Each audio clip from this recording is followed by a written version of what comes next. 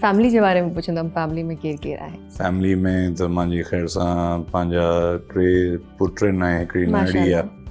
टई नाड़ा पुट जेके मुंहिंजा आहिनि त देवन एचसन कॉलेज, ॿ वॾा जेके आहिनि उहे कंप्लीट कया अथऊं ए लेवल्स पंहिंजी। त वॾो बि जेको आहे is in last year of law.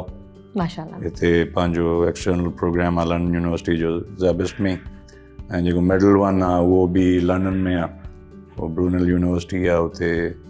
He is also doing हिज लॉ LLB ऑनर्स।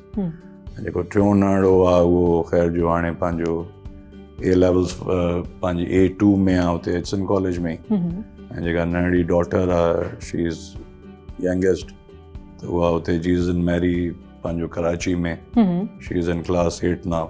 माशाल्लाह, मतलब पूरी जेका फैमिली आहे उहा इन पासे ई आहे।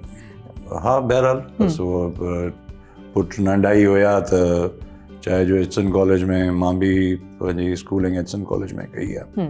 उनखे मां चयो सफदर, असांजो हिकिड़ो हाणे 3rd जनरेशन स्कूल आहे पंहिंजो एचसन कॉलेज लाहौर।